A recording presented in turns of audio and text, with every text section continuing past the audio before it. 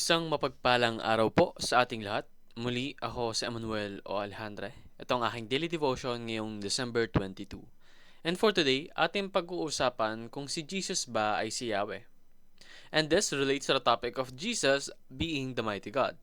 Now, Jesus as the mighty God demonstrates His divine power, authority, and sovereignty over all creation.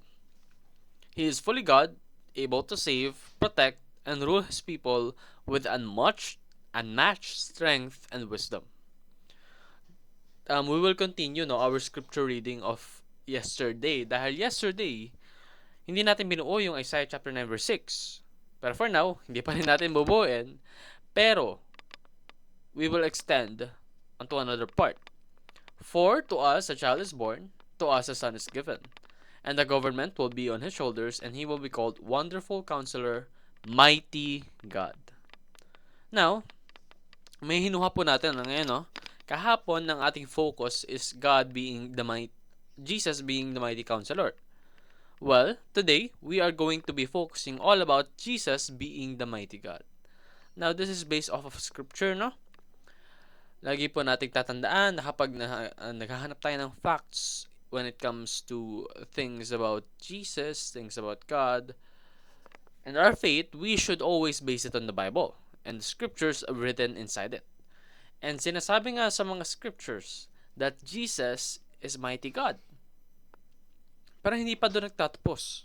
Sinasabi rin sa scriptures na the mighty God is Yahweh. In fact, there's a very, very fun fact. No?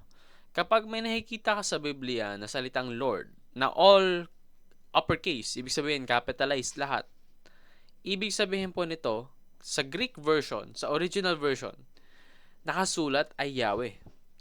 Sadyang binago lang po ito dahil napaka-sacred ng katawagan ng Yahweh, no, ng panahon na yon.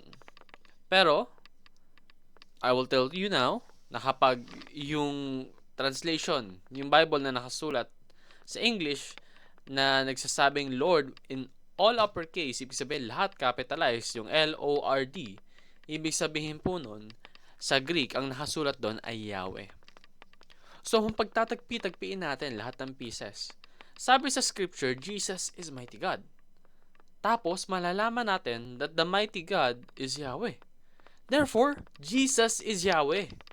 Karamihan po kasi, hindi naman karamihan, pero maraming tao naniniwala na hindi Diyos ang ating Panginoon. He's not God. He's not divine. Yun yung sinasabi nila. But it says so in the scripture, no? Doon sa Biblia.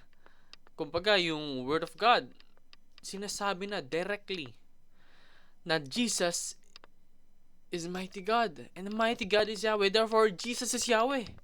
Ano pa ba yung gusto mong pruweba?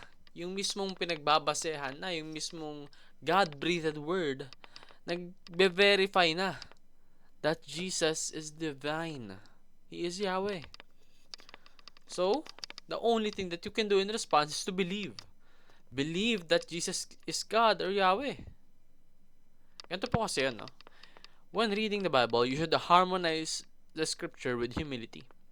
Ibig sabihin po nito, kapag nagdadigest ka ng information from the Bible, dapat bukas yung isip mo. Hindi ka dapat sarado sa certain ideologies. Hindi ibig sabihin, hindi pwede yung tinatanggap mo nga yung ibang katuruan, pero yung ibang katuruan na to, ayaw mo dyan. Hindi pwede yan. No. You should be humble enough to know that everything in there is the truth. Therefore, you should believe everything in there. Hindi ka dapat na mamimili, ito, ayoko na ito. No. And lastly po, a little bit of advice in reading the Bible. No? You should interpret scripture with scripture. Because believe me, every scripture there is connected. Maaring hindi ganun kapansin-pansin yung connection nila, but it is all connected because it is all deriving and pointing towards Jesus and His mission, His victorious act, and His everlasting unconditional love for us. Yun lamang po ang aking daily devotion. Maraming salamat sa pakikinig.